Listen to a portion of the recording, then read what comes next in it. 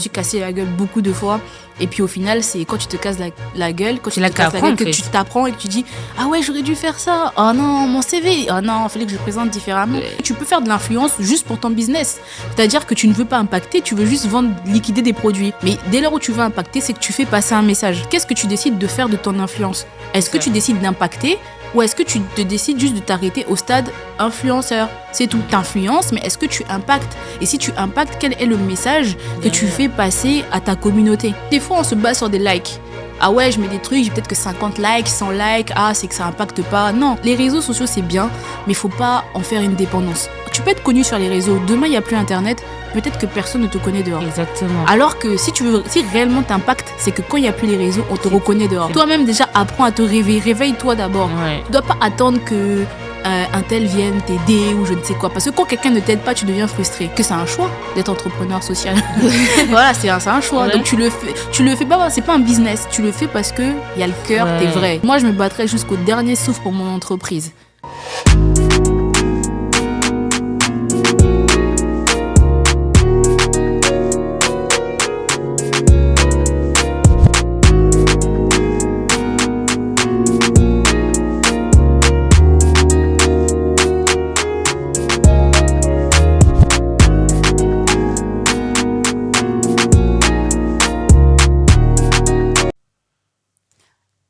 Bienvenue sur le podcast Lève-toi et brille. Aujourd'hui, je ne suis pas toute seule, Je suis avec Aude.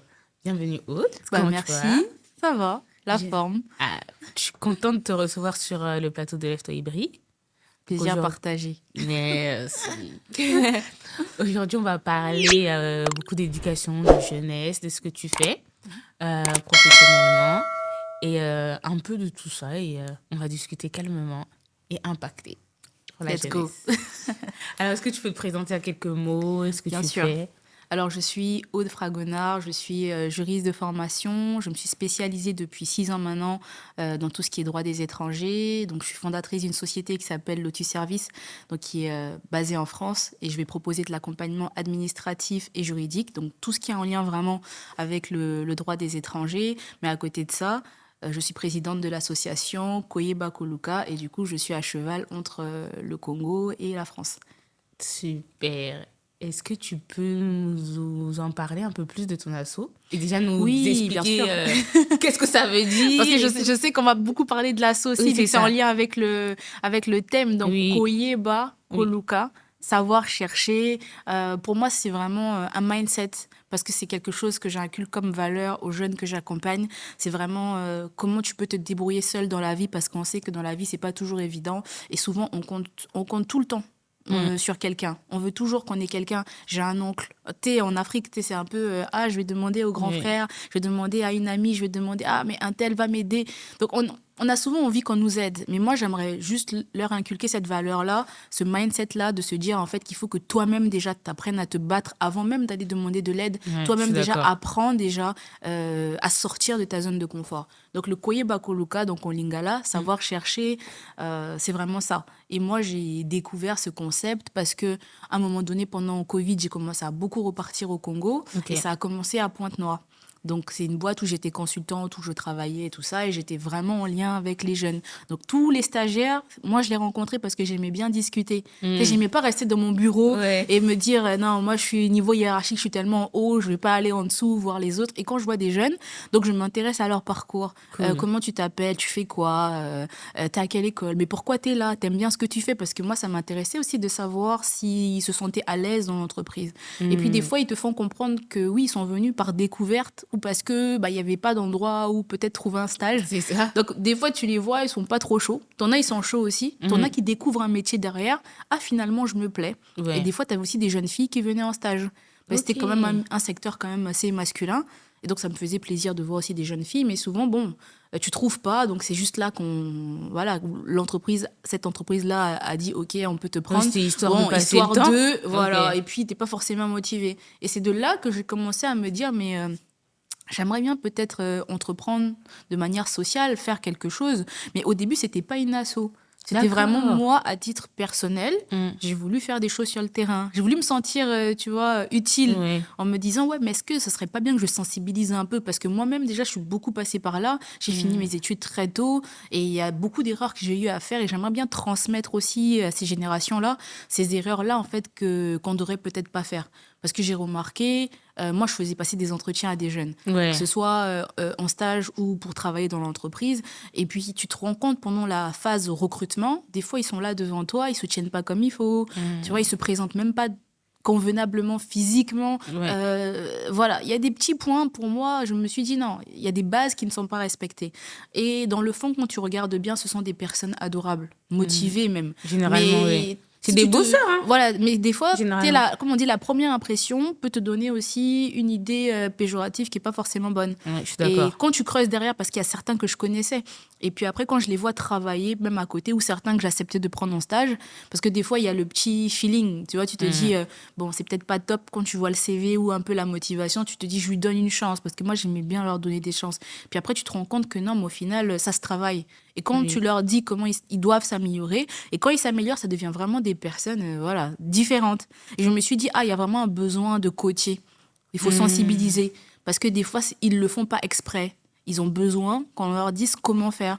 Mais si tu n'as personne qui arrive à leur inculquer certaines choses, ou eux-mêmes, parce que des fois, ils ne se renseignent même pas sur l'entreprise. Tu vas quelque part postuler, tu ne te renseignes même pas où tu vas postuler. Tu ne connais pas un peu l'histoire qui est derrière. Bon, il y a certains points, en fait, voilà. Et pour moi, c'est toute une école. Je me suis dit, bon, il faut que je me sente utile sur le terrain, il faut que je fasse quelque chose. Et petit à petit, tu as 2-3 jeunes qui sont là, après tu en as 10, tu en as 20, tu en as 30, ça monte et je me dis, ah ouais, il y a un impact. Il y a des gens qui aiment bien ça, sensibiliser. Donc j'ai essayé de sensibiliser au maximum. Et puis à un moment, si tu veux grandir, tu es obligé de juridiquement t'organiser. Ouais, c'est vrai. Voilà. Donc après, c'est passé du coup la sensibilisation de terrain est devenue une asso et à travers l'asso, on continue le travail de sensibiliser, mais pas que sensibiliser, c'est accompagner. Parce que je leur donne des outils aussi. Donc, tu as du mentorat qui est mis en place, tu as du coaching, il y a beaucoup de choses. Donc, moi, au fur et à mesure, j'essaie de peaufiner parce que c'est pas forcément évident, mais c'est un travail qui est pas forcément facile, ça c'est sûr. Parce que même quand c'est gratuit, parce qu'il faut dire c'est gratuit, quand c'est gratuit, tu as des activités qui sont... Parce que moi, des fois, j'offre des formations à des jeunes, mais des fois, tu as même peut-être 20 tickets à offrir. Sur les 20 tickets, tu cherches même encore 5 personnes à qui tu vas donner les tickets. Parce que... Mais justement, tu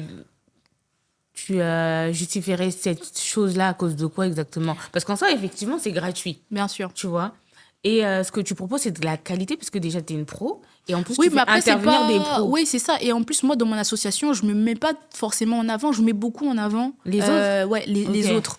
Parce que, ouais, au niveau de mon asso, je suis vraiment, back-office. Ouais. Et je mets beaucoup en avant des acteurs locaux. Parce que je me suis dit, à un moment donné, c'est bien de leur montrer des exemples concrets.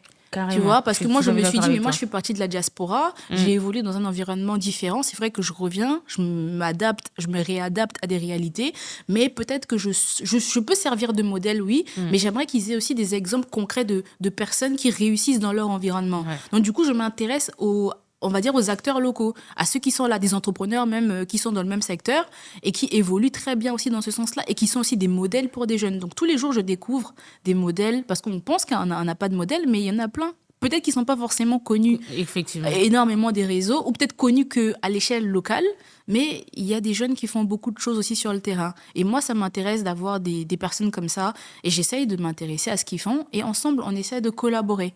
Après, il faut faire attention avec qui tu collabores aussi parce qu'il y a beaucoup de mauvaise foi sur le terrain. Oui. Mais c'est vrai que, voilà, moi, derrière, j'aimerais bien qu'ils aient des exemples concrets. Donc, si X a pu réussir en étant au Congo, peut-être en ayant fait des études au Congo, c'est que toi aussi, tu peux le faire. Ça ne veut pas forcément dire qu'il faut partir. Mais si tu pars, mais tu peux penser à revenir.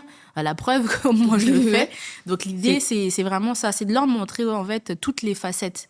Et de leur éviter peut-être des potentielles erreurs qu'ils devraient peut-être ne pas commettre en intégrant le monde pro. Parce que moi, je fais quoi? Je leur donne des outils pour mieux intégrer le milieu pro. C'est-à-dire que tu viens armé. Moi, j'ai fini mes études très jeune, j'avais vraiment pas de base. Donc, je me suis cassé la gueule beaucoup de fois. Et puis, au final, c'est quand tu te casses la gueule, quand tu te casses la gueule, que tu t'apprends et que tu dis « Ah ouais, j'aurais dû faire ça. Oh non, mon CV. Oh non, il fallait que je le présente différemment. » À l'époque, il n'y avait pas tous les outils qu'on a aujourd'hui. Ouais. Donc, quand je dis ça, on dirait que je suis vieille, mais... non, on connaît, il y avait, voilà, il y a 7-8 ans, il n'y avait pas tout ce qu'on a aujourd'hui. Là, on a l'intelligence artificielle. Il y a trop de choses.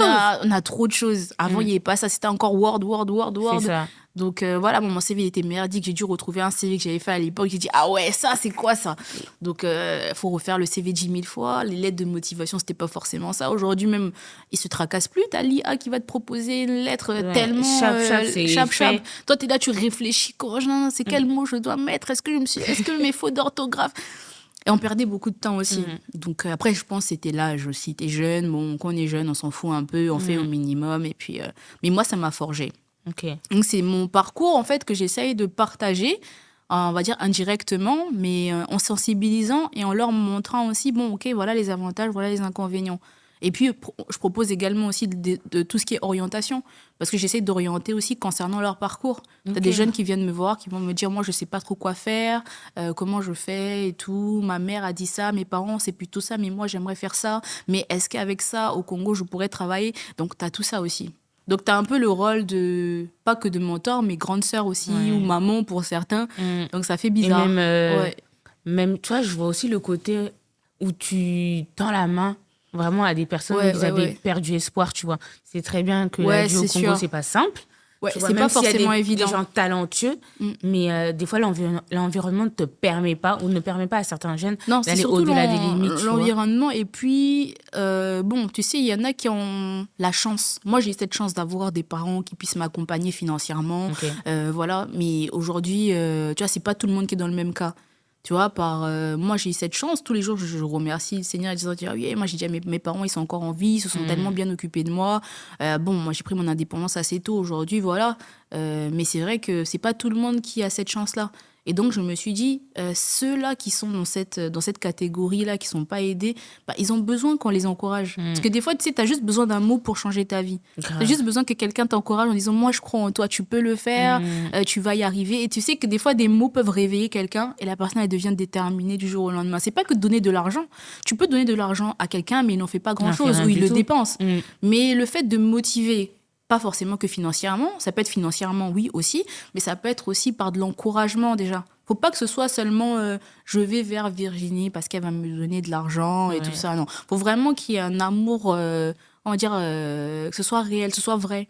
C'est-à-dire que c'est pas juste je te donne de l'argent ou je vais t'accompagner, non. C'est vraiment je t'inculque déjà les valeurs, comment ça va se faire, mais je te soutiens aussi. Voilà, c'est vraiment ça que moi je veux, c'est soutenir, parce que pour moi je les considère comme une famille et je leur dis toujours, on n'est pas une asso. L'asso pour moi c'est juste juridique, histoire de dire que c'est une association. Moi je les considère comme une famille, tout le monde est bienvenu et on travaille ensemble, mais c'est pas forcément évident parce que c'est pas un travail facile, parce qu'il faut du temps déjà. Moi-même déjà j'ai beaucoup d'activités, encore là j'ai cité peut-être que 2-3 activités officiellement, mais j'en ai encore d'autres, j'ai tellement de casquettes, donc mon emploi du temps est déjà chargé. Et maintenant, imagine, tu dois encore être dans le social et puis tu gères d'autres personnes alors que toi-même déjà, tu as une famille, tu as ta vie privée et tu dois aussi considérer d'autres personnes. Donc, c'est un temps déjà et un temps qui n'est pas rémunéré parce que c'est un choix d'être entrepreneur social.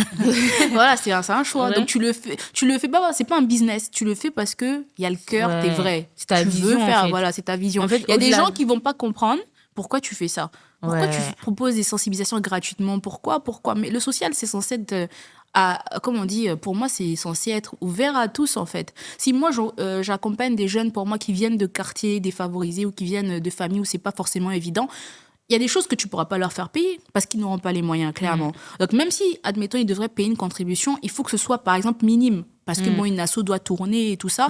Ou tu trouves une autre manière. Alternative pour pouvoir financer. Exactement. Mais tu vas pas aller dire, par exemple, à un petit jeune qui lui-même a du mal à se gérer tous les mois, de dire, faut me payer 25 000 pour ta formation. Hein. Non, à ce moment-là, je reste dans le privé avec ma casquette au niveau de ma société, tu vois. OK. Mais voilà. Oui, je vois ce que tu veux dire. Actuellement, je sais que tu es sur un projet avec ton asso. C'est ça. Tu peux nous en dire un peu plus et surtout comment les jeunes participent à ça? Le projet CP là qui a commencé récemment à la rentrée, donc en octobre là 2024. Donc l'idée derrière ce projet, c'était, je voulais déjà choisir un projet. Je me suis dit chaque année, il faut que je mette en place un projet. Et là, j'ai eu le coup de cœur pour une école de quartier qui limite allait fermer. Et je me suis dit, il faut qu'on fasse quelque chose parce que je connais bien toutes les personnes qui travaillent. J'ai dit, moi, je voulais les accompagner. J'ai dit, écoutez, moi, je sais que j'ai quand même un réseau, je suis quand même un peu suivie sur les réseaux. Et grâce à ça, j'aimerais récolter de l'argent pour venir en aide à cette école parce que déjà, c'est une école qui est dans le quartier Amphilou. Tu as beaucoup de parents qui sont autour et ça les arrange pour pas peut-être aller trop loin pour déposer les enfants parce que là-bas, c'est quoi? C'est ta maternelle et primaire. C'est jusqu'au CM2. Donc voilà, donc je me suis dit, c'est déjà dommage. 3 enfants. Et puis, c'est une école qui est là depuis plus de 20 ans. Ouais, tu vois, donc il y a une histoire. Ouais. Donc ça fait mal de voir que l'école s'écroule parce qu'il n'y a pas de moyens, parce qu'ils n'ont pas. Bon. Et moi, je me suis dit, bon, ok, moi, pendant 3 ans, je vais les suivre, même si après 3 ans, on est toujours là. Mais 3 ans où je me dis, ok, je vais faire des travaux, je vais rénover. Et donc, j'ai commencé avec la rentrée. Je sais que là, c'était une période très compliquée pour les parents, même acheter un cahier, un stylo et tout ça. Donc, on a dit qu'on offrait donc le pack rentrée à tous les enfants inscrits. Donc les 135, après ils en ont même eu plus derrière moi, tant mieux, mais 135 à qui on a offert en fait, il n'y avait pas que les sacs. Heureusement, grâce à des amis, à plein de personnes que je remercie, j'ai pu avoir des donateurs de dernière minute pour des sacs à dos, la bibliothèque Adi, par exemple, qui a donné tout ce qui est pédagogique, des livres, des trousses, des crayons, tellement de choses. Et donc chaque enfant avait son petit pack. Et ça fait plaisir aussi aux parents d'élèves. Ils étaient contents, c'est un soulagement. Au lieu que tu achètes, là, tu as tout qui est, qu'on a donné. Les sacs Phoenix, je sais qu'en plus, on pouvait même il y avait des sortes de ports USB où tu peux charger et tout. Ça aussi. Donc voilà, c'est super. Et là, c'est des personnes que je ne connaissais même pas. Donc, c'est une amie qui me dit coucou Mariam, voilà, attends, je connais X qui va t'aider. Et ça fait plaisir. Jacinthe aussi, c'est une amie qui m'a présenté on va dire, au responsable de la librairie Adi. Donc voilà, c'est vraiment mon réseau. Tu vois, tu rencontres quelqu'un, il y a un bon feeling. Ah oui, va là-bas. Et ça fait plaisir. Et en l'espace de peu de temps, j'ai pu récolter quand même sur place, parce que j'étais sur place en un mois, de l'argent de gauche à droite. Ah tiens, j'ai une enveloppe pour les enfants, j'ai ici. Et moi, j'étais contente parce que j'étais là, je dis, ah ouais, trop bien, trop bien. L'impact, en fait. Voilà, mais tu vois, c'est du bouche à oreille. Mais honnêtement, comme on dit, t'as pas besoin de trop en faire. T'as pas besoin de dire que X a donné une enveloppe. Tu vois, moi, j'ai pas voulu communiquer dessus parce que tous les donateurs ont dit non, on reste anonyme. Donc, mais moi, je suis contente. Tu vois, ils vont se reconnaître. Je suis très contente. Chacun a donné ce qu'il pouvait donner. Et j'étais très touchée parce que je me suis dit, ah, ça fait plaisir. Tu vois, donc il y a encore de la solidarité qui existe. Donc voilà, l'idée, c'est vraiment qu'on ait de plus en plus de donateurs à chaque fois pour ce projet-là qui est suivi. Ça veut dire que quand tu as donné ton argent, tu vas voir l'évolution à force. Parce que du coup, je les informe. On fait des newsletters, on fait plein de choses. Et puis sur place, tu peux même aller regarder et voir que... voilà. Et j'ai des photos avant, après. Donc, il y a de la transparence. Donc, tout cet argent, ça va dans des projets. Et d'autres projets aussi, parce que j'ai envie de mettre en place une cantine solidaire pour les enfants. Ça, c'est encore autre chose. Mais il faut te dire que quand des donateurs te donnent ce qu'ils peuvent, c'est pas ça qui couvre tout ce qu'il y a à payer. C'est-à-dire que toi aussi, à un moment donné, tu es obligé de sortir de l'argent. Donc, être entrepreneur social, c'est se dire aussi que des fois, on va prendre dans notre poche, dans le peu qu'on a, pour gérer des imprévus, pour gérer certaines choses. Et moi, depuis le début, j'ai toujours fonctionné de manière à me dire que si quelqu'un m'aide, tant mieux. Dans tout ce que je fais au niveau social, si quelqu'un pense que il aime ce que je fais, il aimerait me soutenir ou il aimerait travailler avec moi, il n'y a aucun problème. Voilà. Mais si quelqu'un... admettons, je me retrouve seule face à mes projets sociaux ou je ne sais quoi, ou à mes dessins de terrain, moi, je fonce. C'est comme les jeunes. Des fois, au début, on a eu à faire des choses. Ils disent, ah, madame, est-ce qu'on aura du monde? Est-ce que j'ai les gars? Moi-même seule, là. On y va. Voilà, moi-même seule, je fonce. Même s'il n'y a personne à côté de moi, je parle. Celui, comme on dit, tu vas prêcher la parole dans le désert. Celui qui écoute, il va rester avec toi. Je suis grave d'accord avec toi. Et il y a un truc que j'ai grave aimé ce que tu as dit. Tu as parlé le fait que les jeunes doivent impacter parce qu'il y a des gens qui impactent la société tout en ayant fait leurs études au Congo ou peu importe, etc. Tu vois. Oui. Et là, la question phare que j'aime poser, c'est qu'est-ce que tu fais c'est quoi la différence pour toi entre influencer et impacter? Parce qu'on sait, La jeunesse aujourd'hui, on a du mal à vraiment se positionner Ouais, entre c'est vrai. influencer et impacter, tu vois. Et être vraiment un acteur de son champ sociétal, tu vois. Après, l'impact, il peut être positif comme Oui, c'est négatif. vrai. C'est vrai que tu peux impacter, mais cet impact-là fait que tu as de l'influence. Parce que l'influence, pour moi, c'est quoi? C'est déjà une personne très cotée. Donc, c'est une personne, on connaît la personne énormément, cotée sur les réseaux, cotée, c'est-à-dire que quand on te voit dans la rue, on peut te reconnaître dans n'importe quel pays. Là, ça veut dire que tu commences à devenir influent. Tu peux être, tu peux, comment dire, être influent de manière politique par ton travail, Ouais. par ta casquette de diplomate, de ministre, je ne sais quoi. Tu peux être influenceur par, comment dire, le métier d'influenceur qui existe maintenant, influenceur réseaux sociaux, parce que ton mode de vie, ton lifestyle fait qu'il y a une communauté qui se développe et qui aime ce que Exactement. tu fais.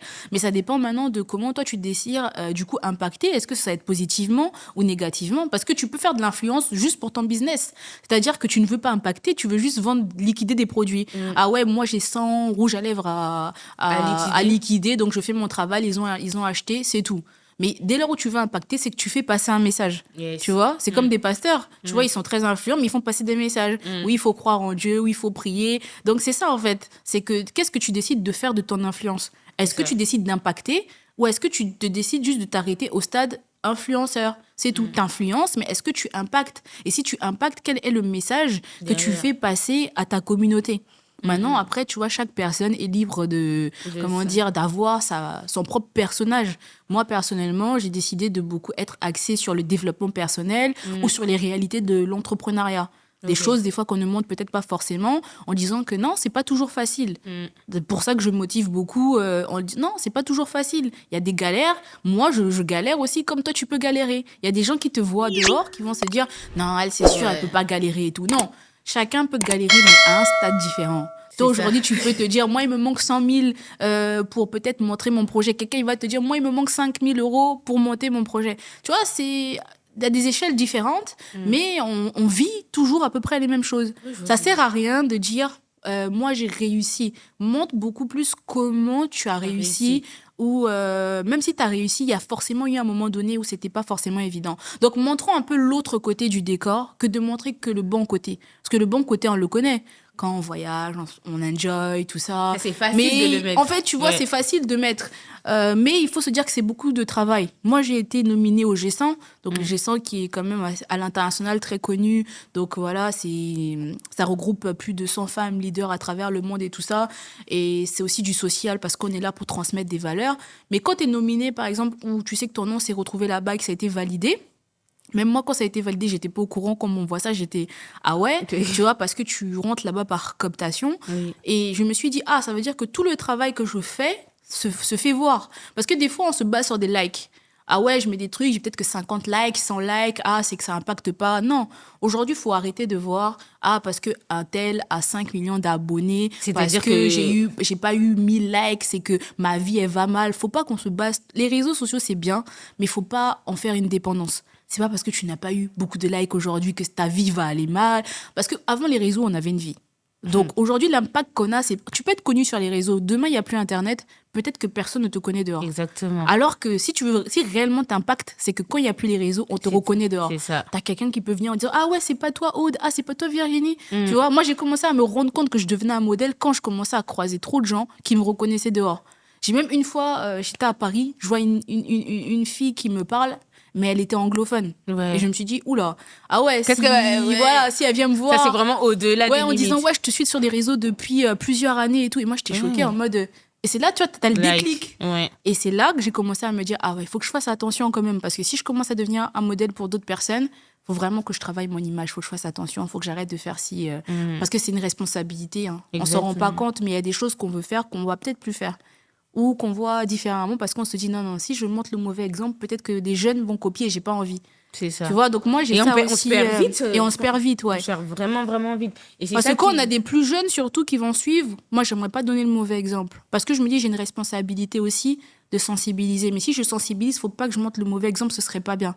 Après, je suis jeune. J'ai eu, comme on dit, comme tout jeune, j'ai eu à faire la fête, j'ai eu à faire plein de choses, je suis pas parfaite. Mais j'essaie au maximum de leur montrer le bon côté. Après, je dis pas quand on est jeune, il faut profiter. Amusez-vous, faites tout ce que vous voulez.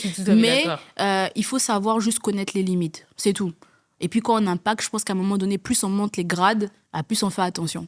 Ça veut dire que même dans des tenues que tu devrais, peut-être, si avant, tu te lâchais un peu plus, bah maintenant, tu fais attention à comment te tenir parce que bon, on va te voir peut-être maintenant de plus en plus avec des gens très importants. Donc, il y a tout, en fait. Ton environnement, plus tu grandis, plus il y a certaines choses que tu revois. Et puis, ta manière d'impacter devient différente aussi parce que tu prends de l'âge, parce que les choses changent. Donc, tu as un autre regard maintenant. Mais après, ta vision, elle évolue aussi. Plus tu grandis. Ta vision, elle évolue, tu vois. Moi, je voyais pas cet impact avant. Il y a 10 ans. Non, il y a 10 ans. Non, il y a 10 ans, moi, j'étais en mode, je fais la fête, je prends mes snaps en boîte et tout ça. J'enjoy ma vie, j'étais jeune. Mais derrière, par contre, l'école, je continuais. Tu vois, moi, c'était quelqu'un, si tu me suis, tu vas te perdre. Hein. C'est-à-dire que tous les jours, on est avec elle, on fait la fête. Mais moi, quand je rentre, j'ai déjà préparé mes cours avant de sortir. Quand je repars le lundi, je suis à l'UNIF, je suis là, je travaille dur parce que moi, j'ai des parents qui ont été très stricts, très rigoureux. Donc moi, je t'embrouille le week-end, mais après, quand je repars là, je charbonne et toujours au top, quoi. Tu vois, donc il y a des gens, faut pas les suivre. Il y a des gens, faut pas les suivre. Faut pas. Mais en fait, les apparences peuvent être trompeuses. Mais en vrai, t'as toujours une grande vision. Non, mais c'est la vision. C'est la vision qui est là. Et je pense qu'il y a les valeurs qu'on nous inculque dès petits. Ça aide aussi. Hein. Tu sais, l'environnement dans lequel il évolue. Moi, j'ai évolué dans un environnement avec des parents très carrés. Surtout un père très carré. Genre, en gros, t'as pas droit à l'erreur. Les études, c'est important. Il faut te concentrer. Il faut avoir un projet. Jusqu'à aujourd'hui, il continue parce que pour les parents, on est toujours des enfants. Donc, non, ça, c'est important. Et ça aide. Moi, mon père, c'est mon premier mentor. Premier modèle, c'est mon père. Tu vas me dire, oui, c'est qui ton premier modèle? Non, il n'y a pas des XY, c'est mon père. Même en termes de modèle même féminin, je dirais même ma mère parce que j'aime trop sa manière de faire. Pourtant, ma mère, elle n'a pas des diplômes universitaires et tout, mais juste par son courage, sa résilience, parce qu'elle a surmonté tellement de choses dans sa vie. Voilà, pour moi, c'est d'abord mes parents et les autres modèles, c'est après, dans le milieu professionnel. Mais c'est vrai que c'est bien d'être suivi. C'est bien d'avoir quelqu'un sur qui compter. Tu vois, moi, je sais qu'aujourd'hui, c'est mon père, mais pour d'autres personnes, ça peut être une amie, ça peut être je sais pas moi, un ami du quartier, ça peut être, je sais pas moi, quelqu'un qui n'est pas forcément aussi de notre famille, mais qui peut croire en nous. Environnement. Oui. Moi, ça revient à l'environnement, en fait. Dans l'environnement, c'est ça. Moi, au début, même quand j'ai créé mon entreprise, c'est vrai que j'ai eu même quelqu'un qui a été au début un client, qui après est devenu comme un grand frère. Mais il me motivait tous les jours. Des fois, je voulais abandonner. Il me dit non, moi, je crois trop en toi. Il m'a même trouvé des clients. Ouais. C'est ça l'environnement. Non, mais tu vois, il était là. Et je te jure qu'à cette époque, j'étais encore zéro réseau, pas de confiance en moi. Moi, je sais pas trop comment me présenter. Tu me dis, viens faire un podcast. Je connaissais pas trop ça. C'était rien. Au début, tu sors d'école, t'es jeune. Tom, tu sais pas, tu montes ton business, mais tu es pas trop sûr. Et t'as ce monsieur-là, un grand frère, il était pas très âgé. Il dit non, moi, je crois en toi, Aude. Moi, je crois en toi. Du coup, il commence à me recommander des clients. Et grâce à lui, je tombe sur mon premier gros contrat. Petit à petit, c'est même grâce à lui que je trouve mon local, parce que du coup, il avait trouvé un local, parce que c'est quelqu'un qui se baladait beaucoup. Il dit, j'ai vu un local là. Non, je crois que ça, c'est bon pour toi, ça convient un peu. Et moi, j'étais là, mon gars, je vais faire comment? J'ai pas d'argent pour prendre de local. J'ai dit non, en plus, ça te fait peur. On te dit, ouais, le contrat, c'est un 3-6-9. Genre, en gros, voilà, tu sais, c'est pas un contrat que tu vas arrêter au bout d'un an. J'ai dit, mais et toi, tu veux m'emmener dans des trucs comme ça à longue durée? Qu'est-ce qui dit que je vais pouvoir payer? Et puis, t'as peur quand on te parle de local en France. On dit non, faut un garant, faut payer la caution. Donc, dans ma tête, j'étais en mode, mais lui, se fout de moi. Moi, je viens de commencer. Tout l'argent, là, je vais. Mais c'est une question de mindset. Mais je te jure. Et puis, moi, j'étais dans un mood où je voulais prouver à mes parents que, ouais, je peux le faire. Quand tu débutes, tes parents, ils croient pas. C'est très rare. Quand tu débutes au début, s'il n'y a pas de l'argent qui tombe comme ça, c'est ça. C'est vrai qu'à un moment, ils vont te dire, mais repars comme tout le monde, va travailler. L'entrepreneuriat, ça fait peur. Mais oui, parce qu'ils se disent, mais l'enfant là va donc quoi? C'est ça. Et ils connaissent pas, ils n'ont pas connu ça dans leur époque. Donc, ils disent, mais est-ce que ça va me marcher? Et toi, tu es là, tu prends des risques. Tu fais que prendre des risques. Mais en plus, moi, le pire, c'est que j'avais jamais travaillé en entreprise. Donc, mes parents, ils ont dû se dire, mais elle, elle a jamais travaillé. Tu jeté dans le... Tu jeté dans la mer comme ça. On voulait pas de moi déjà de base. C'est ce que j'ai dit depuis le début. On voulait pas de moi parce que j'avais pas assez d'expérience terrain. Malheureusement, je me suis concentrée. Bon, malheureusement et heureusement, je me suis beaucoup concentrée sur l'école. Parce que mes parents, c'était les diplômes, ce qui est bien. Mais aujourd'hui, je dis, il faut apprendre à combiner les deux. Moi, c'est vrai que pendant les périodes où on te dit qu'il faut faire des stages qui ne sont pas obligatoires, quand tu me dis c'est pas obligatoire, je ne le fais pas. Alors que ça, c'est bien de le faire pour le CV. On ne nous le dit pas assez. Moi, je le dis aux jeunes maintenant que j'encadre, il faut le faire au maximum. Être bénévole aussi, de temps en temps, ça aide, ça te permet d'ouvrir ton réseau et tout. Moi, si je l'avais fait, peut-être aussi que j'aurais travaillé en entreprise directement. Mais non, pas du tout. Donc, au final, quand j'ai un CV, tu vois que j'ai des diplômes, c'est bien. Elle sort fraîchement d'école, elle est jeune. Déjà, je faisais plus jeune. Oui. Donc, on te voit, on te dit, toi, tu es là, ouais, moi, je veux pour C'est le la poste de petite fille. directrice, La petite assistante, manager, je sais pas quoi. Ils te regardent en mode, c'est qui cette gamine là? C'est ça. Et toi-même, tu as que tes diplômes. Mais sur tout ce qui est stage, tu as peut-être que 2 stages et encore des stages de 6 semaines. En mode, elle veut nous montrer quoi? En gros, t'es pas prioritaire. Donc, tu passes à côté. Donc, voilà. Donc, là, c'était pas pour moi quasi impossible de trouver, on va dire, un emploi. Parce D'accord. qu'il n'y avait pas assez d'expérience terrain. Mais je dis pas que les entreprises avaient raison parce qu'il faut qu'on commence quelque part. Donc, si les entreprises ne nous font pas confiance, nous qui sortons d'école, on fait quoi après? Parce que c'est ça. faut apprendre quelque part. À un moment donné, il faut que tu aies une entreprise qui accepte de dire, OK, viens chez nous, on va t'apprendre et tu vas gagner de l'expérience. commencer Parce que quelque même les plus grands, ils ont commencé quelque part à un moment donné. Ouais, non, je suis d'accord. Et moi, j'en Je ai suis eu d'accord, marre mais- un peu de pas trouver. À un moment, je suis partie à Malte. J'ai dit à mes parents, s'il vous plaît, offrez-moi des cours d'anglais, tout ça. Mais je voulais apprendre dans un endroit genre où je sais que je pouvais m'amuser en même tu voulais temps. chill, en Voilà, fait. je voulais chill. Et j'ai dit, bon, c'est où je peux apprendre l'anglais et pas trop cher. Et donc, du coup, bam, je vais à Malte et tout. Et puis, à Malte, je développe mon réseau parce que moi, j'étais très sociale déjà à cette époque. Bah, je commence à connaître des gens. Et je dépose des CV là-bas aussi. Ok. Mon anglais, il n'était pas terrible, hein, mais ça va, je me démerdais. Et puis, il me rappelle, une grosse banque me rappelle en mode, oui, ils pouvaient me prendre en junior et tout. Et ils me disent, ouais, mais j'ai que 2 semaines pour commencer à travailler. D'accord. Moi, je venais de rentrer en France. Je me suis dit, mais je fais comment là? Il faut que je me réorganise en France, vu qu'administrativement, il faut t'organiser. Oui. Vu que là, je partais genre plus de 8 mois. Je crois que c'était même 1 an. Je me dis, mais je fais comment l'appart? Donc, tout ça dans ma tête, je me dis, en 2 semaines, je peux jamais le faire. C'est ça. Et donc, du coup, bah, j'ai perdu l'opportunité. Je ne suis pas repartie, je n'ai pas pu travailler là-bas. Mais j'étais contente. Je me suis dit, ah, donc le problème, c'est en France, eux, ils me voient en mode, ah, j'ai pas assez d'expérience pro, mais là-bas, ils s'en foutent. Genre, ils se sont dit, bah, c'est une jeune, on peut lui confier un boulot. Parce que moi, je voulais juste un boulot pour commencer et puis évoluer si possible. Donc, voilà. C'est une question d'environnement. Après, la pensée française, pour moi, elle est un peu limitée. Bah, aux États-Unis, tu ne vois. regardes pas les diplômes forcément. Eux, C'est en regardent pas les mode, diplômes. t'es motivé, tu veux travailler, bim, Tiens, vas-y, viens, prends. il y a du cash. Tu vois. Voilà. Eux, c'est Nous, time is money, Voilà. tu vois. en France, c'est C'est tout un d'accord. processus. C'est-à-dire que, bon, mais à un moment donné, Mais quand on sort d'école, il faut qu'on commence quelque part. Donc, Mais tout est compliqué. Tu vois, c'est quand Pour moi, c'est fou, tu vois, de demander à un jeune qui a 14 ans, qu'est-ce que tu veux faire dans la vie? Il sait c'est pas, en compliqué. fait. C'est compliqué. Et puis, bon, c'est vrai qu'à l'époque, nous, on avait des conseils d'orientation. Bon, il y en a toujours, je Il y en a pense. toujours. Mais moi, j'allais jamais voir le conseiller d'orientation. Ou des fois, je me dis, mais il sert à quoi? Parce que j'aurais bien aimé que le conseiller, des fois, il vienne dans les classes pour se présenter et dire à peu près à quoi il sert ou je ne sais quoi. C'est vrai, en plus, Mais c'est la question qu'on disait, il sert à les quoi? conseillers sont toujours dans leur bureau là-bas. Donc, si on vous sensibilisez pas les jeunes en leur disant, vous savez que le conseiller, son travail, c'est de faire ça. Si tu as des questions, tu pourrais. Ce serait bien. Parce que moi, j'ai pas eu ça. Hein. C'est-à-dire, personne n'est venu me dire à quoi il servait. Moi, j'étais là, conseiller d'orientation, ok. Ouais. Bon, on te dit oui, c'est pour orienter, mais faut sensibiliser. Faut Parce que si tu sensibilises pas, honnêtement, le jeune, faut flemme. Parce qu'au-delà de dire, ouais, le conseiller, il t'oriente, il fait Ouais, quoi exactement? ça aurait Parce été qu'en bien. fait, moi, je me souviens du conseiller, il ramenait tu sais, un genre de Moi, catalogue je au UNICEF voilà, et tout. moi, je suis convoquée là-bas des fois. Je sais que 2-3 fois, j'étais trop absente. On me dit oui, je sais plus quoi, comportement, je sais pas quoi, conseiller. Oui, c'est ça. 1-2 fois. Mais il n'y a jamais Et rien de donc, du coup, concret. c'est en devenu la fait. bête noire des élèves. Voilà, exactement. Le mauvais rôle, alors que pas du tout. Pas du tout. Mais j'aurais aimé qu'il y ait des ateliers, peut-être, où le conseiller, il parle de son métier. C'est Voilà ça. mon métier, moi, je peux vous accompagner dans ça. Et puis, tu t'adaptes aussi à ta cible. Toi, c'est des jeunes, donc tu t'adaptes à ce que ils aient envie de venir te parler, pas qu'ils te voient en bête noire. Tu Exactement. vois, mais en Afrique, notamment au Congo, parce que bon, moi, je me base sur le pays que je maîtrise le plus, Oui. je vois pas de conseiller d'orientation. Je pense pas qu'on connaît ça, déjà. Je C'est-à-dire pense pas non plus. peut-être dans le privé, c'est possible que dans le privé, on ait les écoles françaises ou d'autres écoles. Mais là, dans le public, déjà, non, je vois pas. Je pense pas qu'on ait des conseillers d'orientation. Ou si s'il y a des conseillers, c'est qu'on ne les connaît peut-être pas, parce que tous les jeunes que j'ai, ils sont toujours un peu largués. Ils savent pas trop. Des fois, il faut une formation, ils reprennent encore. C'est ça. C'est comme des jeunes, des fois, qui font le bac même 15 fois.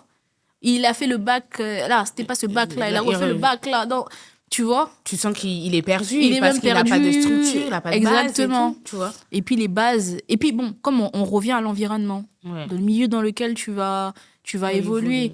Nous, on a toujours grandi, par exemple, en Europe. Moi, je suis venue, j'avais 13-14 ans. Et puis, bon, tu as Internet qui te permet de faire des recherches sur tes cours, tu t'organises. Là-bas, Internet, c'est encore un peu compliqué, ça rame, il faut avoir de l'argent pour les gigas. Bon, c'est déjà... Financièrement, c'est déjà chaud pour un petit jeune qui se démerde. Donc, ça veut dire que lui-même, ses cours, il va pas pouvoir forcément taper sur Internet à chaque fois. Et puis, bon, des fois, ils y pensent pas. Nous, à la fac, quand on va à la fac, on devient très indépendant. Hein. Dès que tu arrives à la fac, on n'a pas le choix. On te dit, tu arrives, le prof, il a parlé, tu te dis que, merde, t'arrives même pas, t'as mis une phrase. Tu dois faire ton résumé toi-même. Ouais. On te met genre les gros chapitres. C'est à toi déjà de bien écouter, de prendre les notes, mais les mots-clés. Après, de développer, de faire des recherches. Toi-même, tu fais tes cours. Mais tu vois, nous, je pense qu'on ne nous inculque pas ça au Congo. Ça m'étonnerait.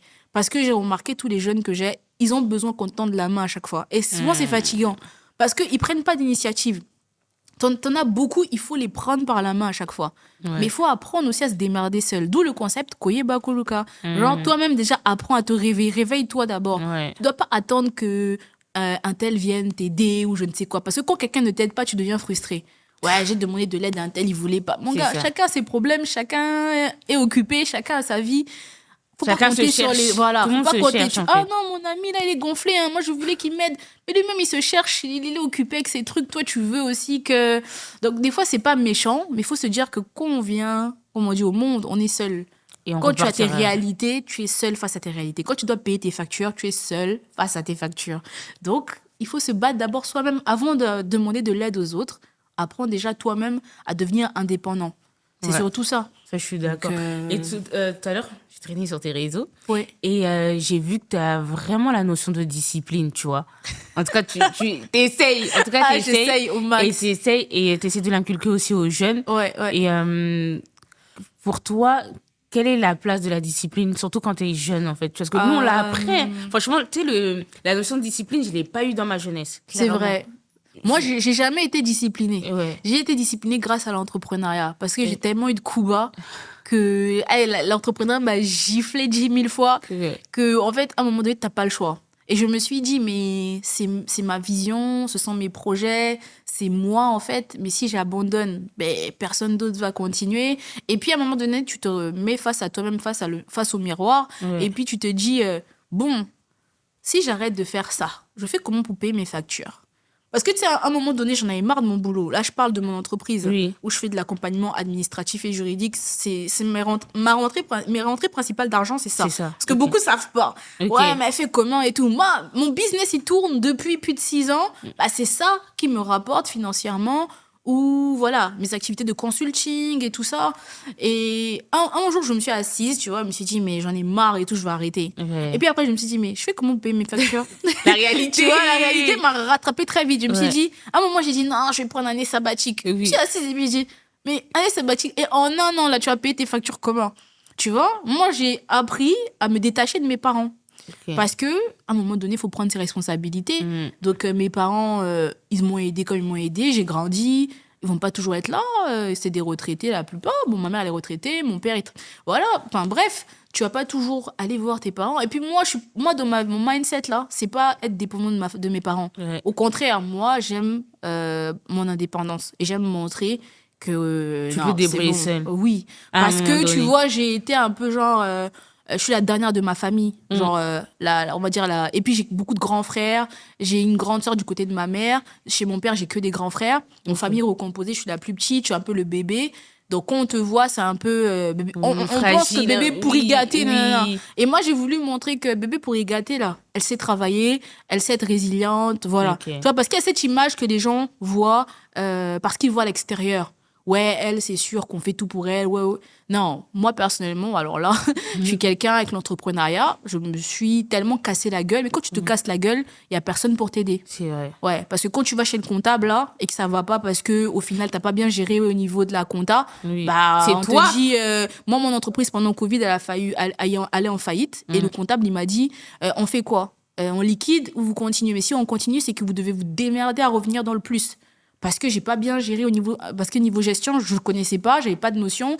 Comme on dit, tu fais n'importe quoi, tu penses que non, voilà, plus de charges que de rentrées. Il y a des rentrées, mais toi, tu prends, tu mets t'as les charges de gauche à droite et puis tu gères pas bien, t'as plus de charges. Parce que tu penses que l'entreprise, c'est ton argent. Non, c'est pas ton argent. C'est deux choses différentes. L'argent de l'entreprise et ça, faut être clair, parce que l'éducation financière. On oublie, hein, les jeunes, vos entreprises. Voilà. Exactement. C'est pas nous, c'est tu te dois. Ouais, si tu as pris là-bas, il faut aller rembourser, tu te dois. Exactement. Et donc, ça m'a permis aussi d'avoir une éducation financière. Mais il faut passer par là. Et quand tu es devant le comptable, là, il n'y a personne. Hein. C'est pas parce qu'on va te donner de l'argent. Non, c'est toi-même, tu dis OK. Et là, le comptable, il commence à te dire, pour faire. Ça coûte cher aussi. Hein. Quand tu dis non, OK, il faut faire une publication dans le journal. Ceux qui évoluent en France savent. Hein. Voilà, ça nous coûte cher, les comptables aussi. Oui. Pour un petit papier, pour un changement de scie, faut payer ça. Le greffe. Et toi, tu es là. OK. Mais pour que tu sois une bonne élève, tu travailles plus. Parce qu'en fait, l'entrepreneuriat, quand tu as ta société, c'est aussi ça, c'est être une bonne élève.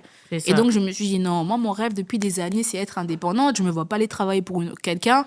Je vais me battre. Et j'ai toujours dit à mon comptable, j'ai dit, moi, je me battrai jusqu'au dernier souffle pour mon entreprise. Et donc, du coup, le moins est passé au plus. Et dès que je suis passée au plus, j'étais contente. Et j'étais là, c'est possible. Avec la détermination. Mais il faut être discipliné. Parce que tu peux péter un câble, hein. Tu peux te dire, quoi, toutes ces années-là, tout l'argent-là, pourtant je paye des impôts, pourtant je paye ici. Mais c'est ça les réalités. Et moi, je dis c'est la meilleure école. Parce que si tu n'apprends pas jeune comme ça à faire des erreurs et tout, je préfère le faire maintenant que le faire à 50, 60 ans. C'est vrai. Il n'est jamais trop tard, mais je préfère le faire tôt pour que demain, ça forge aussi. Ça te rend résilient, ça te rend discipliné. Là, maintenant, tu sais, quand je veux même me faire plaisir, je réfléchis à 2 fois. Je me dis, est-ce que ça, là, ça ne peut pas servir pour que j'investisse dans mon entreprise ? Est-ce que ça ne peut pas me permettre de faire ça ? Donc, tu vois, je réfléchis à 2 fois.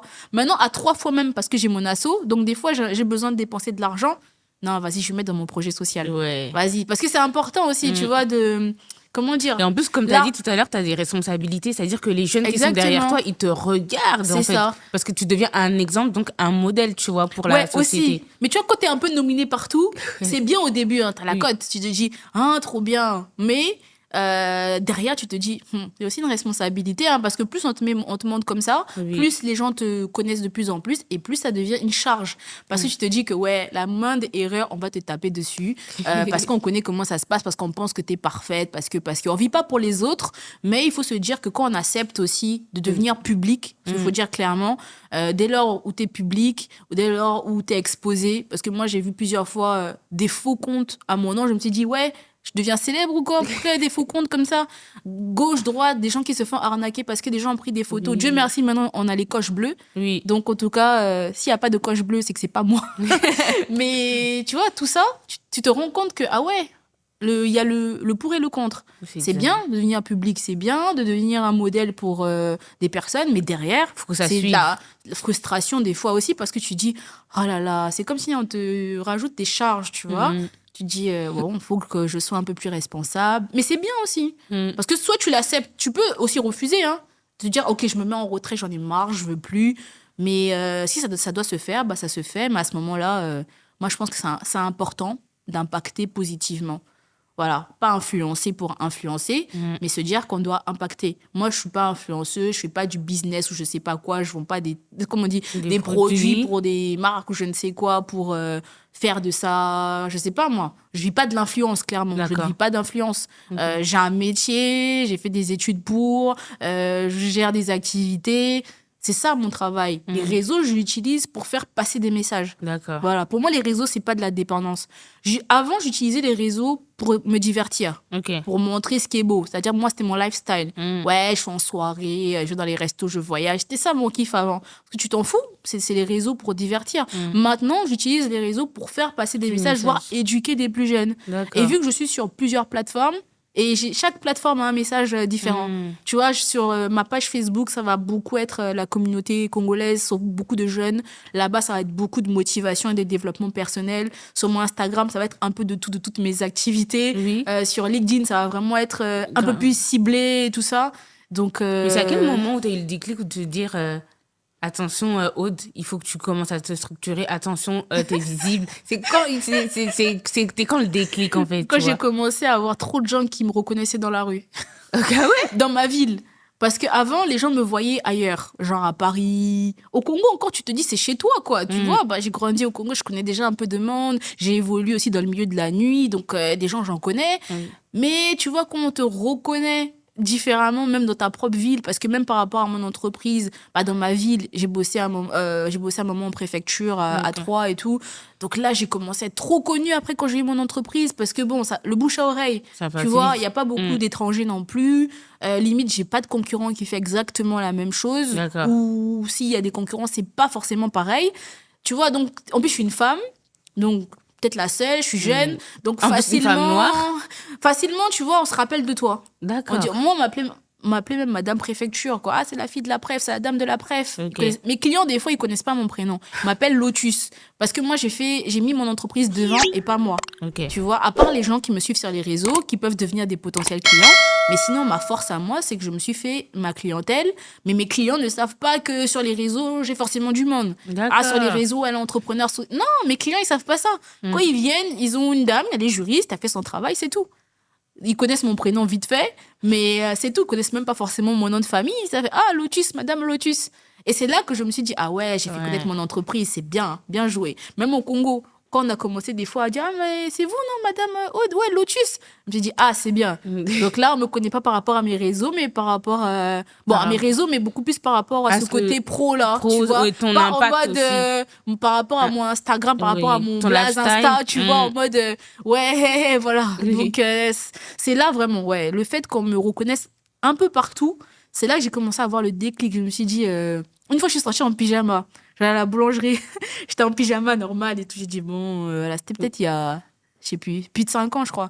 Je vais en pyjama et tout, bam, je crois que c'est quelqu'un qui me reconnaît. Mais par rapport à mes réseaux, ouais, je te suis sur les réseaux et tout, j'aime trop ce que tu fais. Et là, j'étais en mode, ah ouais, d'accord. Et j'étais en pyjama en mode, t'étais gênée, genre. J'étais en mode, ah ouais. Et donc, du coup, maintenant, tu fais attention. Tu dis, ah bon, ça me dérange pas, tu vois. Moi, je suis jeune, je suis pisse, je m'en fous un peu. Mais t'as le déclic quand même. Parce que déjà, de base, t'es pas apprêté. Moi, ça va, moi, j'aime bien mettre des lunettes. Donc, c'était en mode, j'ai mes lunettes. Elle est sortie dehors. J'ai sorti mes petites lunettes de soleil, bam, j'étais en jogging, hug, mais rien à faire. Et là, tu vois, quand t'as ça, tu dis, et tu sais, les gens, c'est souvent quand t'es flingué, là, quand tu dis, ouais, photo, nanana. Et là, t'es en mode, ok, d'accord. Mais bon, ça fait plaisir. Même dans l'avion, tu vois, quand j'ai commencé à avoir des gens qui me reconnaissent dans l'avion, je dis, ouh là là là là, ça fait beaucoup.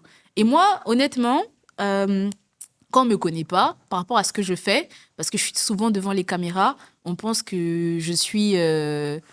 si, je suis sociable et tout, tu vois. Mais dans ma vie privée, je suis très réservée. D'accord. Tu vois, je suis en mode, comment dire, j'aime pas sortir, je suis beaucoup chez moi, je travaille quasiment H24, dans des livres, enfin bref, plein de choses. Donc, en fait, c'est 2 personnages. Dans ma vie, on va dire professionnelle, je suis quelqu'un, parce que je suis entrepreneur social, je suis beaucoup avec du monde et tout. Mais dans ma vie privée, je suis vraiment très casanière, voilà. Le mot, c'est ça. Je suis très casanière. Donc, c'est 2 personnages différents. Mais tu as réussi à synergier, oui, faire une bien synergie sûr. pour Oui, mais après, il y a une différence. Hein. C'est-à-dire que quand je suis en mode boulot, c'est différent. Quand tu es dans ta bulle, parce que quand j'ai ma casquette de juriste, tu vois, là, tu rentres dans l'intimité des gens, tu découvres des gens, tu parles avec des gens. Tu n'as pas le choix. Quand je suis consultante, on te dit, viens modérer pour un événement, tu prends le micro, tu parles, tu fais des choses. Et quand tu sors de ça, parce que quand je rentre chez moi et que j'arrête de travailler, surtout le week-end où je me déconnecte, des fois, je coupe mon téléphone et tout. En fait, là, je redeviens à haute casanière. C'est-à-dire que des fois, j'ai juste envie d'écouter le bruit des oiseaux, les trucs comme ça. Ça, c'est pour vraiment la charge mentale, en fait. Exactement. Okay. Tu profites de tes proches, de ta famille, tu vois, voilà. Et des fois, quand tu vois, je repars au Congo, il y a des moments où, surtout les dimanches, je prends du temps avec ma famille. Ça peut être mes parents, mes neveux, mes nièces, peu importe. Oui. Où il n'y a que ça, en fait. Pas de téléphone, ça après. Tu vois, je me déconnecte beaucoup. D'accord. C'est important. On arrive pas souvent à se déconnecter, nous les entrepreneurs. Hein. Mais on a besoin de ce moment-là. Sinon, après, je te jure, on devient malade. Ah ouais, tu le burn-out, etc. Moi, j'ai vécu le burn-out. Hein. Franchement, c'est chaud. Trop de travail et puis t'as une pression quand tu entreprends. Et puis moi, j'aime me fixer des challenges. Challenge, là, c'est bien, mais quand on a beaucoup, hein, C'est chaud. Savoir équilibrer. Ah ouais. Moi, je suis hyper active professionnellement et hyper active de nature, mais ma hyperactivité, je le mets dans mon travail. C'est bien aussi. Parce qu'en gros, je me dis, tiens, j'ai tellement d'énergie que je dois tu dois dépenser quelque part, sinon tu meurs aussi au-dedans de toi, en fait. Ça veut dire que si moi, on me dit, reste 1 mois, 2 mois off, je vais te dire, je vais craquer. Autant que je reste 1 mois, 2 mois off, mais que je fasse du social. D'accord. Voilà. Ça, par exemple, ça va. Mais tu vois, imagine, tu as un agenda. Tu dois gérer Lotus, tu dois gérer... parce que moi, j'avais mon e-commerce. Là, je vais le relancer. Donc, tu vois, tu travailles sur tellement de choses au fur et à mesure. Donc, tu as un agenda déjà qui est serré. Bon, à côté de ça, tu dois être entrepreneur social. Parce que ça, c'est un choix, une mission de vie où je me suis dit, ça, c'est mon rôle. Demain, quand je serai plus là, j'aimerais bien qu'il y ait des jeunes qui disent « Ah, cette dame, elle nous avait dit ça, ou elle m'avait encouragée, ou elle m'a fait ça. » Tu puisses vraiment avoir une empreinte et tout dans la jeunesse congolaise ou au monde, dans le monde. Non, même la jeunesse au monde. Oui, mais Congo, parce que bon, il faut commencer chez soi-même. Mais moi, ça me fait plaisir. Tu vois loin, oui, quand des fois, il y a des... À un moment, j'avais arrêté de poster des phrases motivantes, et puis j'ai une jeune fille qui m'avait écrit en disant « Madame, ça fait 1 semaine, vous mettez plus de phrases. » Et moi, j'étais en mode « Ok. » Donc, les gens, ils lisent ce que je mets, et je dis « Ok, c'est cool. » Et donc, du coup, j'ai continué. Et quand tu as des gens qui te font des retours comme ça, « Ah, ça me fait du bien quand vous dites ça, quand je vois ça, quand je lis ça, c'est bien ce que tu fais. » Ça fait plaisir. Et de temps en temps, il faut vraiment qu'on apprenne à dire à l'autre. Moi, quand quelqu'un fait quelque chose de bien, j'aime bien dire. J'ai dit, franchement, j'adore ce que tu fais, force à toi, viens, je te soutiens. Voilà. Mais soutenir, c'est pas dire je te soutiens, c'est par l'acte. Tu vois, c'est juste prendre un petit message, liker des fois, reposter, ou dire hey, je suis trop fière de toi, hey, j'adore ce que tu fais. Ça change beaucoup. Ça aide. Surtout dans, comment dire, entre femmes, on a du mal à se le dire, j'ai l'impression. Donc, on devrait apprendre vraiment à se dire les choses. Quand quelqu'un fait un bon travail, il faut dire ah, j'adore ce que tu fais. Faut pas juste qu'on soit toujours sur de la critique. Tu vois toujours le négatif, mais tu n'as pas bien fait ça. Non, mais dis déjà à la personne que cette initiative est bonne. Maintenant, la critique constructive, tu l'as dit après. Mais nous, on a toujours tendance à aller souvent vers le bim. Ah, t'as pas bien géré le détail là, fallait pas faire ça. Mais tu n'as pas, toi aussi, prends le temps, tu vois, sinon tu fais pas. Mais en fait, si tu fais pas, si la personne ne fait pas, elle ne fera jamais. Exactement. Mais si déjà toi, tu lui donnes déjà une once d'espoir, une once de motivation, elle ira encore plus loin, elle verra encore plus loin. Faut commencer quelque part. Et puis, faut apprendre. C'est ce qu'on dit aux jeunes d'ailleurs. C'est ça. Faut qu'on arrête d'être hypocrite. Faut qu'on soit vrai en fait. Il faut vraiment, chacun a sa manière de faire des choses, raconter son storytelling et tout. Mais il faut vraiment apprendre à être vrai et travailler en synergie. C'est ça. Parce qu'on est souvent égoïste. Comme moi, je remarque dans les environnements dans lesquels on évolue, surtout nous, mentalité afro, on est souvent égoïste. Mais il faut qu'on apprenne à travailler en synergie. Moi, tu vois, je me suis dit, je peux pas faire mon travail de social seul, c'est pas possible. Mais vu que je suis beaucoup concentrée, par exemple, sur le Congo, vu que c'est là que j'ai démarré, j'ai commencé à me dire, mais il n'y a pas des gens qui font un peu comme moi. Et j'ai commencé à m'intéresser. Je rencontrais de magnifiques personnes que je rencontre tout le temps, qui font des choses peut-être 10 fois même meilleures que moi, tu vois. Et je suis là en disant que, waouh, trop bien. Mais au lieu de voir ces personnes comme des concurrents, ou je ne sais quoi, parce que pour moi, il n'y a pas besoin d'être concurrent, vu que chacun apporte une contribution, on travaille ensemble, si ça match. Ah, moi, j'adore ce que tu fais et tout. Qu'est-ce que tu penses qu'on peut faire ensemble? Bam, on fait quelque chose. C'est parti. En fait, c'est ça, l'idée. Faut qu'on arrête de se sentir en concurrence. La concurrence, c'est ça qui stimule que tu deviens une meilleure personne. Si tu évolues dans un environnement où, là, je parle même en termes de business, tu vas quelque part, tu vas dans un pays, tu es peut-être la seule personne, il n'y a pas de concurrent. Mais tu ne vas pas vouloir devenir meilleur demain parce que tu es dans ta zone de confort. Oh, ça doit stimuler, mais ça ne doit pas freiner. Exactement. Mais quand il y a de la concurrence, ça te donne envie de te surpasser. Même dans le social, tu vas aller quelque part, tu vois des gens font peut-être même mieux que toi ou font des choses. Bah, tu peux t'aider de ça aussi. Ah, bim, pourquoi pas travailler? Tu vois, c'est ça en fait. Il faut développer des synergies. Il faut arrêter de voir les autres en fait comme des potentiels concurrents. Pour moi, il n'y a pas de concurrence. Chacun doit apporter une contribution. Tout simplement, tu apportes ta contribution. Et aider les autres. Et puis c'est tout. Tu fais ce que tu as à faire. Tu n'as pas besoin d'extrapoler. Moi, j'ai fait. Moi. Enfin, ça ne sert à rien. Comme on dit, les actes valent mieux que des paroles. Tu poses des actes et tes actes vont parler d'eux-mêmes. Il n'y a pas besoin de dire moi j'ai fait. Gars, si tu as fait, on va savoir que tu as fait. Tu vois, quand les donateurs, ils ont donné, là, j'ai pas eu besoin de dire qu'il y avait des donateurs. J'ai donné des sacs. Et ensuite, quand j'ai donné les sacs, les parents sont allés dire à d'autres parents. Tu vois un peu l'effet là? C'était un effet boule de neige. Les donateurs, ils ont donné, j'ai contribué, on a offert des sacs. Quand on a eu les sacs, les parents, ils sont allés dire à d'autres parents. Les autres parents sont venus inscrire encore des enfants. Tu vois? Donc au final, c'est une synergie. Sans donateur, j'aurais peut-être fait le travail, peut-être à moitié. Peut-être que j'aurais pas eu tous les fonds pour gérer tout ça. Ça m'a permis du coup de compléter ou de donner plus de choses à ces enfants-là. Ces enfants-là, ils ont été contents, les parents ont été contents. Derrière, ça a rapporté encore d'autres enfants qui sont venus s'inscrire. Et du coup, l'école a rebénéficié encore. Tu vois? Et ça, c'est c'est un effet solidaire pour moi. Donc, en gros, imagine, toi, tu vas bomber le torse. Ouais, c'est mon truc. Bon, moi, je fais que moi-même. Oui, c'est bien, mais moi, j'ai été contente qu'il y ait d'autres personnes que j'ai aussi mis en avant parce que du coup, ça fait connaître les partenaires. Ah, mais les sacs là, ils sont trop bien. Hein, ça vient d'où? Ah, mais les fournitures là, ça vient d'où? Le business de quelqu'un. C'est ça le but, en fait. Oui, et oui, c'est ça la exactement. synergie du monde. Et demain, par exemple, s'il y a des gens à recommander, je vais d'abord penser à ces gens qui m'ont aidé. Tu vois, s'ils sont dans le milieu pro, je vais d'abord penser à eux. Ah non, mais j'ai un monsieur un tel qui a donné là-bas, c'est mieux parce que c'est de qualité, on avait déjà essayé. Ah, j'ai déjà travaillé avec ce monsieur. Tu vois, c'est facile de recommander. Exactement. Tu vois. Mais les gens, ils ont donné pour donner. Hein. Il n'y avait pas d'intérêt. Mais derrière, ça devient un réseau.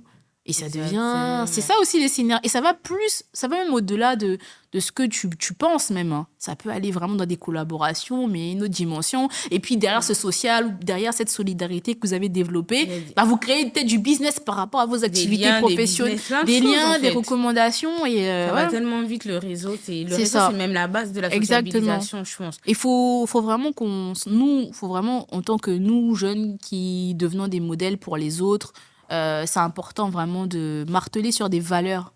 Moi, je dis tout le temps, tu sais, des fois, il y a des jeunes qui disent, madame, mais on n'est même pas 1000, madame, quand vous faites des ateliers, on est souvent en petits groupes. Plusieurs fois, j'ai des gens qui sont venus me voir en disant que, ouais, mais tu sais que je peux t'aider à ramener du monde. J'ai dit, mon gars, moi, je veux pas de monde. Moi, quand je fais des activités en petit comité, c'est ça que j'aime, parce qu'on a du temps pour parler ensemble. C'est la qualité. Ah non, mais moi, je suis pas sur le monde. Alors là, pas du tout. Hein. Je connais du monde, bien sûr. Si je veux ramener du monde, je veux ramener du monde. Si je veux faire en sorte qu'il y ait du monde sans qu'il soit là, comme on dit, on peut payer même des gens pour qu'ils viennent s'asseoir pour faire des jolies photos. Hein? Parce qu'on connaît. Tiens, viens mon gars, viens seulement. Et puis, histoire de dire que j'ai ramené 2000 jeunes. Non. Moi, ce que je veux, c'est vraiment qu'il y ait un message qui passe. C'est impacter, pas au niveau de la quantité, mais sur la qualité. Voilà, moi j'ai ma manière de faire où en fait j'aime quand je rencontre des jeunes qu'on soit en petit comité. On est comme à la maison, tu vois. Tu pars, t'échanges. Voilà, exactement, on échange et tout c'est ça. Là, tu parlais d'être vrai, c'est là. C'est ça être vrai. Mais si vous voulez que je puisse ramener à chaque fois 3000 jeunes pour vous montrer que j'ai fait 3000. Les gars, moi je suis pas dans ça. Ouais. C'est pas dans ma vision, c'est pas dans ma manière de faire. Si je fais un événement public et que je décide de ramener autant de jeunes, tant mieux. Mais si c'est pour. Voilà, à chaque fois, vous montrez des photos pour montrer que, les gars, je suis avec 3000. Ouais, mais j'ai impacté ces 3000 comment? Tu vois? Parce qu'il y a un impact. Qu'est-ce que tu fais derrière ça? C'est pas seulement montrer que tu as du monde, c'est qu'est-ce que tu fais derrière?